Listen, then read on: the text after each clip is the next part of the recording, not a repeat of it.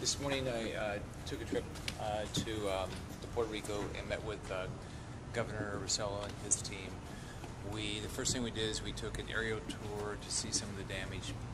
And you know, it's every time you see damage, it's always different than what you've seen in the past.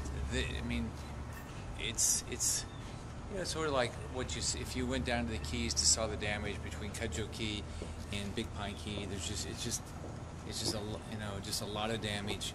You can see all the down power lines. You can Puerto Rico is it's a beautiful green state, and you just see all the trees are down, and a lot of homes are damaged. The goal of the trip I think we're in a unique position because we have similar agencies to what Puerto Rico would have, whether it's education or transportation or things like that.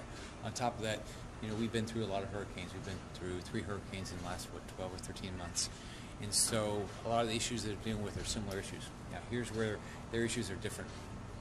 They're an island. It's like you take the power, which is the biggest issue you have, besides search and rescue and things like that. I could get thousands and thousands of people here to drive here within a day or two. You can't get them there overnight because you got to either get them there by boat or you got to get there by plane.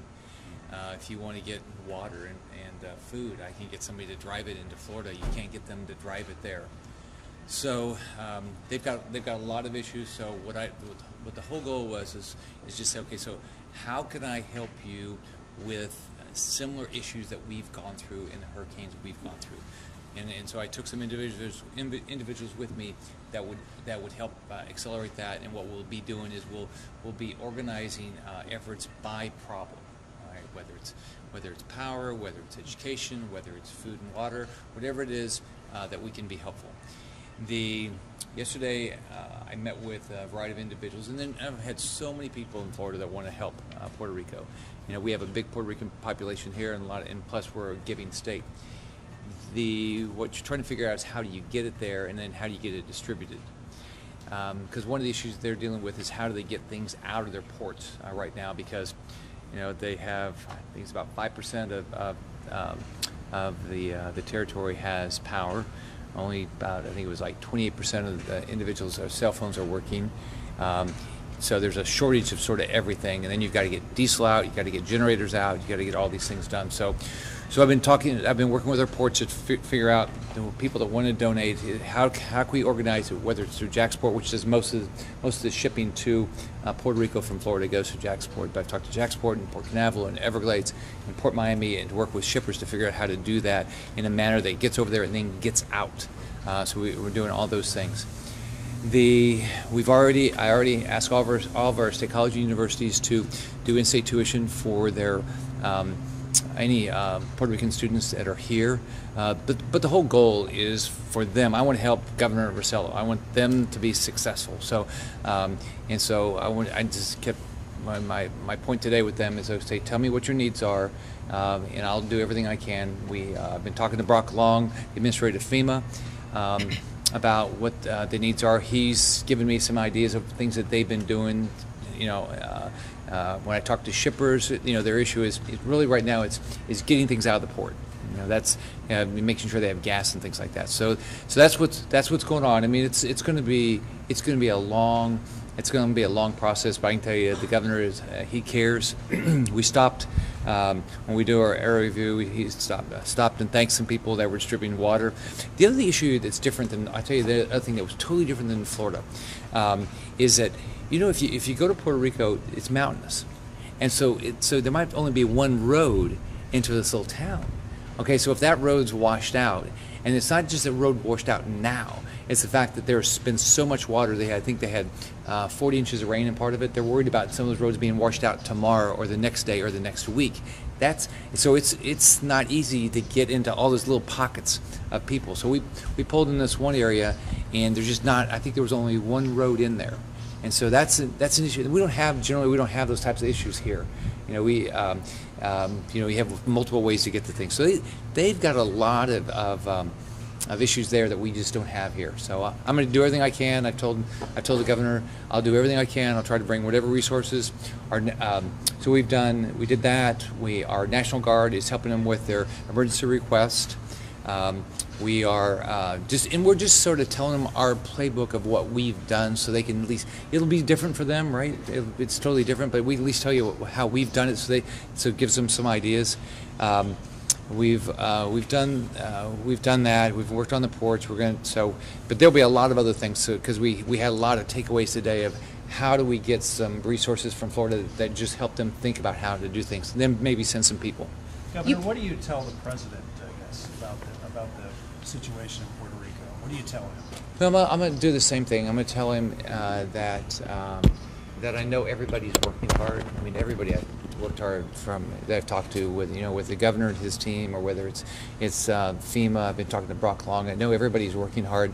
It's just a totally different challenge than what we have, because just the fact that it's an island, and it's an island. It's going to take, like I was asking the shippers, if we're going to send things by barge, like one of the issues they've got is they're getting the fuel there. Like, remember, we had our issue of getting fuel in. Their issue is not actually getting fuel in right now. Their issue is getting fuel out of the port into the gas stations, out of the port into where they need they have all the generators, and they also have a different issue in that historically it was gas that they needed. Now they need a lot of diesel. So you're constantly changing. So I'm gonna just tell them what I saw as far as the challenges they have, so that'll be most of what I'll do. Governor, do you think that the military's involvement should be increased? Well, from what I've been told, there's significant, what they were explaining to me, there's a lot of military involvement. My experience has been that I called up 8,000. But you always have to remember, everything's different, right? So I called up a lot of members of the National Guard. They just don't have as big a National Guard. Now they're getting. I know they've asked for more assets, and my understanding is those are becoming. But I know there are a lot of. I mean, we flew over Coast Guard. You see all the work on the ports. You saw a lot, but I know they're going to need more. You were speaking with FEMA, you mentioned. We've been hearing complaints that FEMA isn't working with other agencies or other volunteers trying to help out on the island. Has he spoken to you about that? No, but here's what I'll tell you. I'll tell you what my impression of the issue they're dealing with is that the goods are getting into the port. All right. So it's just if you think about it, if only 5% of the island has power, only 28% has cell phone, and then you have all these roads. Like we were talking about I was talking to their adjutant general about how they're getting fuel out to these areas where there might be only one road. There's still all sorts of debris out there, and so you got these big trucks in it, and so you can't. How do you get them there? So I think everybody is working hard. But it's just it's different. It's a little bit similar to our Keys issue in that we just have one road down there. So I was so worried that in our case that we have over 40 bridges in the Keys. If we lose one bridge, they're all stranded. So I was thinking about that through all of Irma, but I mean theirs is way worse because they have I think about 3.4 million people there. We wouldn't have had to try to feed that many people in the Keys. It wasn't that many. Oh, I was going to say something in Spanish. La salud de Puerto Rico es muy importante y todas las personas en Puerto Rico es muy importante para mí y muchas personas en nuestro estado. Si mi prioridad es seguir ayudando a todos impactados por el huracán María, junto al gobernador Rossello, estamos trabajando duro para ayudar a todos para este huracán. Queremos que Puerto Rico pronto tenga todo lo necesario para seguir adelante. Governor, I'd like to ask you about the other side of the potential crisis, which is Florida potentially welcoming in tens of thousands of long-term evacuees. What are you telling Commissioner Stewart and the other members of your cabinet about what needs to be done to adjust for that? So I was down in in Osceola County yesterday, and was talking to I was, even talked to one in the school board, and we were just talking about here's where we are right now. We don't know how many people are going to come here, right? And so, but I know, what we're doing is we're getting prepared. If we do, how we will take care of those students or those families. We'll also make sure that we're, with regard to sheltering, if we need to do sheltering. As you know, we put up almost 600 shelters in about 2 days during Irma, so we'll do that. Now, the issue we'll have is the fact that a lot of our shelters are schools, so we'll have that issue. But we're going through all those issues right now, and we'll work with our school districts and work with our airports and work with everybody. Here's the benefit we have in Florida right now. Our power's back. The area the biggest area impacted was the Keys, and even the Keys are back. They're making a lot of progress there. We have so many people want to help. So, and financially, our state is in a good financial position. So, we'll be able to figure this out, and we're going to be. Florida's a welcoming state. We're a tourism state. We love people coming here. But I know, talking to the governor, their goal long term is they want to build their island. They don't want everybody to come here and stay here. They want to build their island. They're very proud of Puerto Rico, and they want people, if they do need to come here for whether it's for medical reasons or for school or whatever it is, they want people to come back. Gobernador, ¿tiene planes de regresar pronto a Puerto Rico? En español, por favor. ¿Se repite? If you think you're going to return to Puerto Rico again. Sí, depende de es muy importante. It's going to be decided by the governor. Here's what I always told him today. My job is to help you. If coming back bringing individuals accelerates what you're doing, I'm going back. But I want to do whatever is helpful to him. My job is to be helpful to the governor. He's a good person. He's a hard worker. He cares about the people there. He's absolutely committed to Puerto Rico. So my job is, and we talked about everything. We talked about road construction. We talked about schools. We talked about everything. We talked about power. I said, if you just tell me what your problem is, I'll see what resources I can get.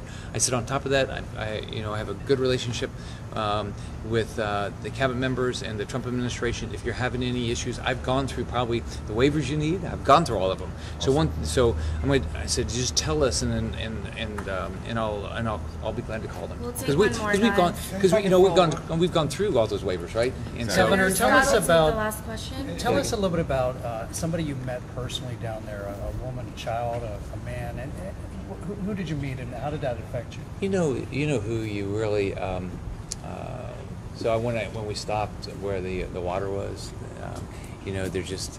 It's an isolated area, and it doesn't appear to be isolated because it was we dropped into a baseball, like a high school baseball area or something, but you could see how proud their National Guard was, what they were doing, and how much they appreciated their governor.